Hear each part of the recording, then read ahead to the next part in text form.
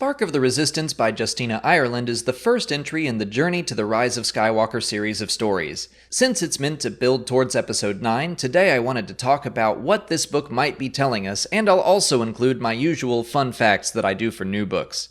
First, let's just talk about the state of the Resistance. This book takes place a few months after The Force Awakens and The Last Jedi.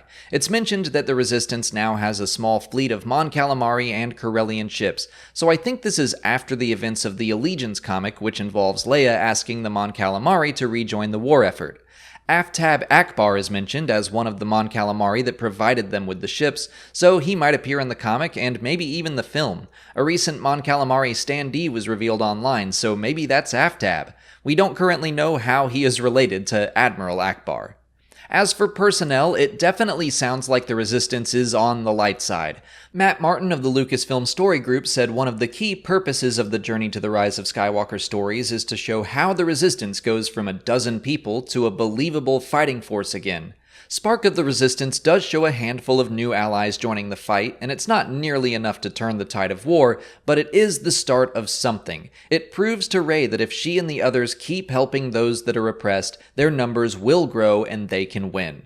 Speaking of Rey, she seems to be going through some stuff with the Force. There's a lot of struggle to find and maintain the focus she needs. It sounds like she's feeling some inner turmoil of her own, just like Kylo Ren.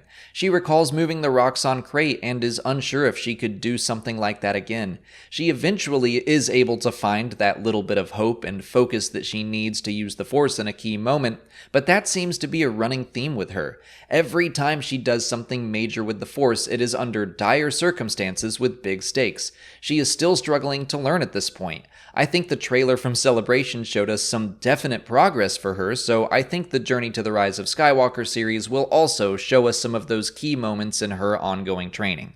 Rose seems like she's in a state of transition in this story. We know that by the time of Episode 9, she will be a commander leading the Engineering Corps, keeping Resistance gear operational and countering new First Order technology.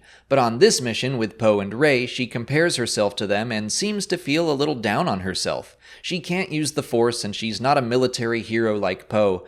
It would be nice to see her get an arc in The Rise of Skywalker where she starts to consider herself among the heroes of the Resistance, because she is.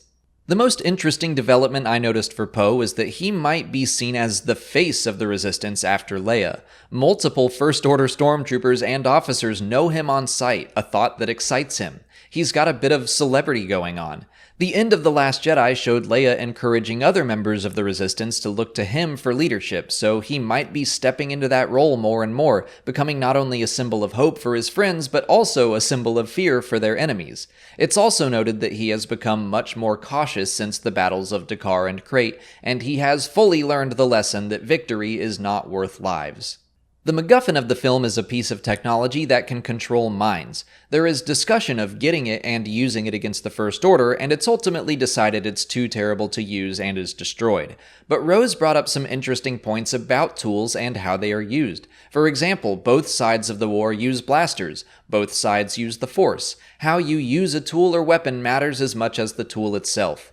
I think that would be interesting to see play out on screen. Maybe give the Resistance control of something like a superweapon that would end the war, but at a heavy cost. How would they handle that? It's an idea that's been explored in Star Wars Rebels and the Dr. Aphra comic as well, but I could see it causing a lot of conflict in Episode 9. Now normally I do a fun facts video separate from a video like this, but the book was so short there weren't a ton to begin with and I feel like they fit in here, so here they are. There are still porgs nested in the Falcon. Some of them stay on a new jungle planet at the end, but it's specifically stated that plenty more remain on the ship, so we might still see some of them in The Rise of Skywalker. Finn and Chewie are said to be on their own mission delivering Bacta that Finn picked up with Poe on the planet Tevel. That mission is seen in a Choose Your Destiny book by Cavan Scott.